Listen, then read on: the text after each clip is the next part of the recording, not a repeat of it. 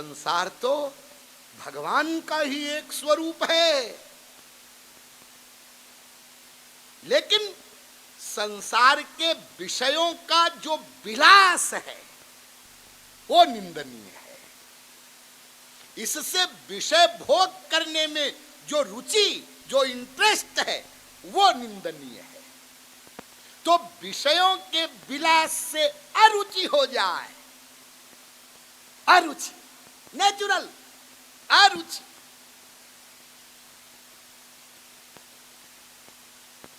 पेट में हमारे गंदगी रहती है, पाखाना, हाँ, उसमें हमारी कोई रुचि है, कोई इंटरेस्ट है उसमें ना, लेकिन पेट में तो है, हाँ।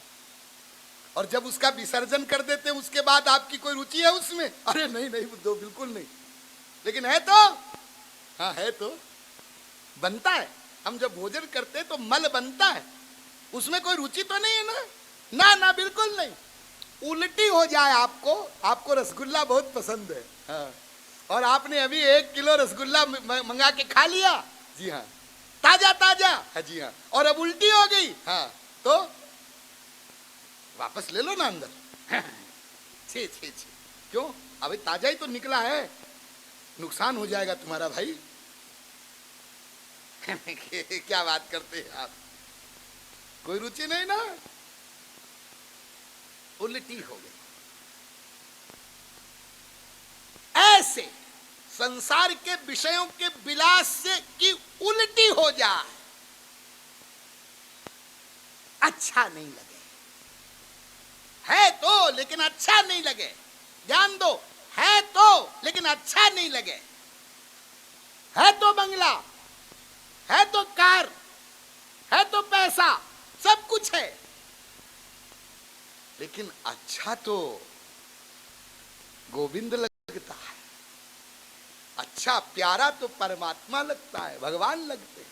ये है तो लेकिन अच्छा नहीं लगता, तो इसको आग लगा दें, इसको आग लगा दे, बंगले को, गाड़ी को, या लुटा दे ना, ये भी नहीं करना, ये भी नहीं करना है। साहब इधर भी बोलते हो, इधर भी बोलते हो, हाँ ऐसा ही है, सब समझ में आ जाएगा। 21 दिन तक रोज आ जाना यहाँ। तो आप लोग जितने यहाँ बैठे, जिसकी ये स्थिति हो भीतर से कि संसार के विषय अच्छे नहीं लगते, वो जागा हुआ है। अब अपना अपना हिसाब किताब सबके पास है, अपनी अपनी परीक्षा करिए, देखिए, सोचिए, कोई दूसरे को पूछने की जरूरत नहीं है। तो वेद कहता है उत्तिष्ठत, उठो, जागो, और इतने से ही काम नहीं चलेगा, प्राप्य वरान निबोधत, महापुरुषों के पास जाओ, उनसे वास्तविक तत्व ज्ञान प्राप्त करो, तब तुम्हारी बात बने। ये वेद कह रहा है। वेद व्यास जी ने 18 पुराण बनाए, अभी डिटेल करने का समय नहीं है। आपके पास घरों में हो या आप ले लीजिएगा, गीता प्रेस छापता है। 18 पुराणों में एक एक पुराण में सैकड़ों श्लोकों में मानव देह का महत्व लिखा है, सैकड़ों श्लोकों में। अरे और पुराणों को भी छोड़िए, हमारे सनातन धर्म के जितने भी ग्रंथ हैं, उनका जो सिरमौर ग्रंथ है, शिरोमणि, वो श्रीमद् भागवत महापुराण है। सबसे अंत में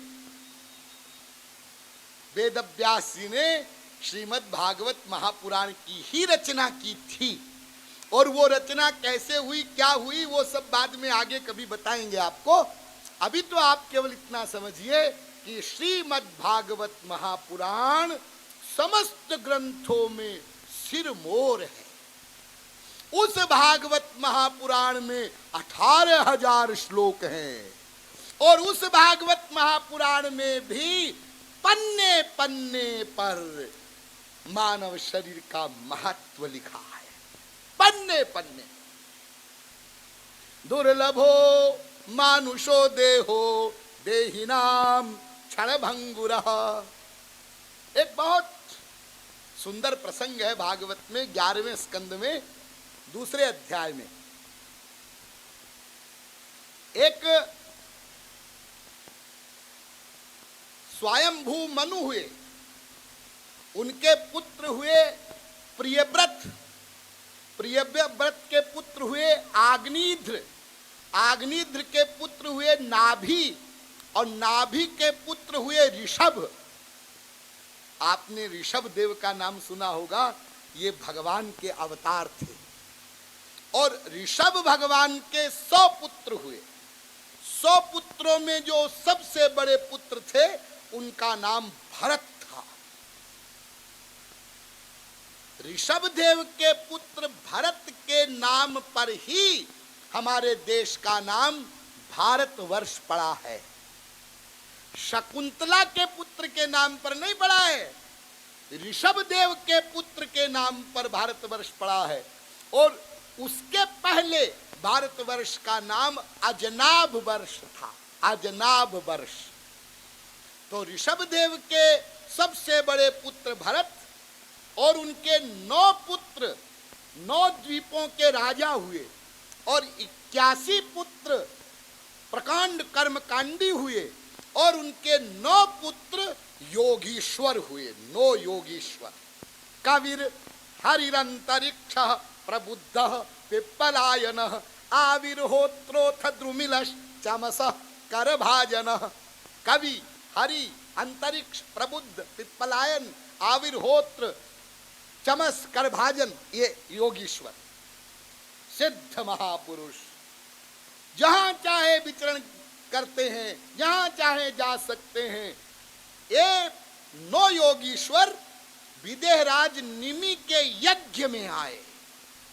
बहुत बड़ा यज्ञ कर रहे थे निमि, वहां पहुंचे। तो निमि जी महाराज ने जब 9 योगीश्वर पधारे तो वहां पर वो बोलते हैं, दुर्लभो मानुषो देहो देहिनाम क्षणभंगुर। हे महाराज, आप पधारे, महापुरुषों का दर्शन तो अत्यंत दुर्लभ है, लेकिन मानव देह में ही वो दर्शन होता है। यह अत्यंत कठिनाई से मानव शरीर मिलता। और 11वें स्कंद में ही आगे 20वें अध्याय में 17वें श्लोक में स्वयं भगवान श्री कृष्ण उद्धव से कहते हैं, हृदेह माद्यम सुलभम सुदुर्लभम प्लवम सुकल्पम गुरु कर्णधारम मयानुकूले न भस्वतेरितम पुमान भवाब्धिम न तरेत स आत्मा। उद्धव, इस दुर्लभ सुदुर्लभम सुलभम, इस सुदुर्लभ मानव देह को प्राप्त करके भी यदि कोई मनुष्य अपने आत्म कल्याण का प्रयत्न नहीं करता है तो वो एक प्रकार से अपनी आत्मा का हनन कर रहा है, वो आत्मघाती है। इतने कठोर शब्दों का प्रयोग किया, आत्मा। और ये जो भागवत का श्लोक है, ठीक इसका अनुवाद किया तुलसीदास जी ने रामचरितमानस में। नर तनुभव बारिधि कह बेरो, सन्मुख मरुत अनुग्रह मेरो, कर्णधार सदगुरु दृढ़ नावा, और दुर्लभ साज सुलभ करि पावा। जो न तरई, जो न तरई भव सागर, नर समाज अस पाई, सो कृत निंदक मंद मति आत्महन गति जाए। जो मानव शरीर को प्राप्त करके अपना परम कल्याण नहीं करता है, सो कृत निंदक मंदमति मूर्ख है, आत्महन गति जाए, आत्महत्यारा है। फिर कहा, सो परत्र सो पर अत्र दुख पावई। वहां भी दुख पाता है और यहां भी दुख पा रहा। आप लोग जितने यहां बैठे हैं, आज जरा घर जाकर विचार करना, कमरा बंद करके अकेले में। स्त्री, पति, बाप, बेटा, पोस्ट, प्रतिष्ठा, धन, जो कुछ भी आपके पास है और जिनसे आपने सुख की आशा की है, वो सब चीज आपको दुख देती है, दुख देती है। जिस पत्नी से आशा की थी कि सुख मिलेगा, वो आपको दुख देती है। जिस बेटे से आपने आशा की थी कि सुख देगा, वो दुख देता है। सब सामान आपको समय समय पर दुखी करते हैं, दुखी करते हैं, दुख मिलता है। लेकिन जब हमको वो दुख मिलता है, थोड़े समय के लिए हम चेतते हैं। ध्यान दीजिए, चेतते हैं सब बेकार है, कुछ काम का नहीं है। ये महात्मा लोग बिल्कुल सही कहते हैं, कुछ नहीं मिलेगा संसार से। समझ में आ गया? आ गया। कितनी देर? बस जितनी देर जूता चप्पल चला उतनी देर, और फिर बाद में लल्लो चप्पो हुआ और वैसे के वैसे घी शक्कर भूल गए। ऐसा क्यों होता है, आगे चर्चा करेंगे। तो तुलसीदास जी कहते हैं, सो पर अत्र दुख पावही। वहां भी दुख पाएगा, यहां पा ही रहा है। और सिर धुनि धुनि पछताई, फिर बहुत पछताएगा। अकाल ही कर्म ही ईश्वर ही मिथ्या दोष लगाए।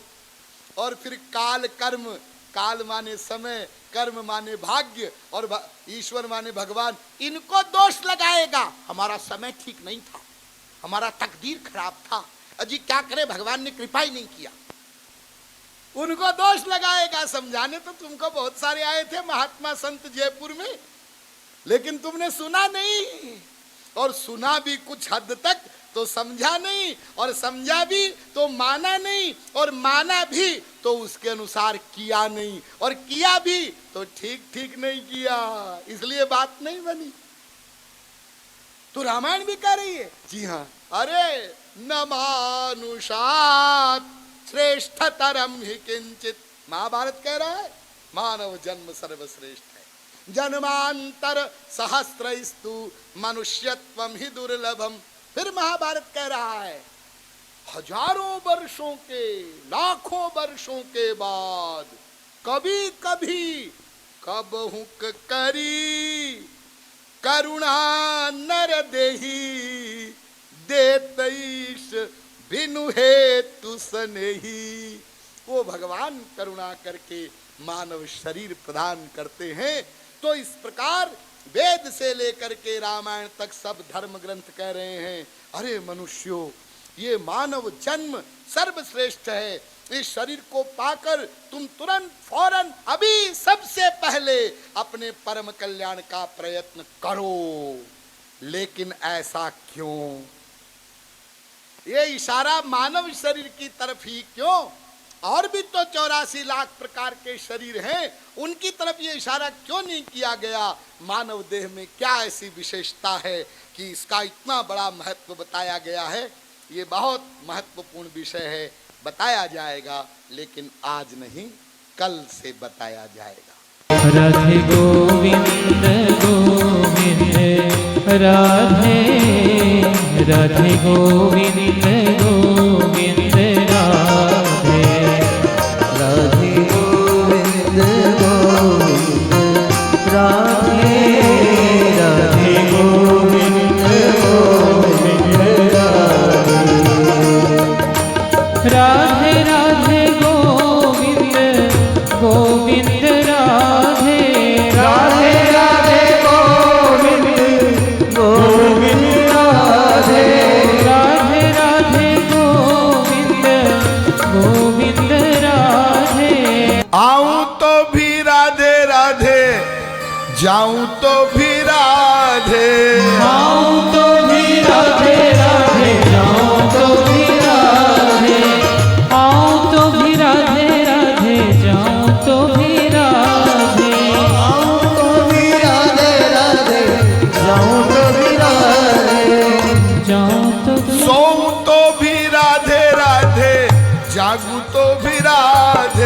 सो तो भी राधे राधे, जगो तो भी राधे, सो तो भी राधे राधे, जगो तो भी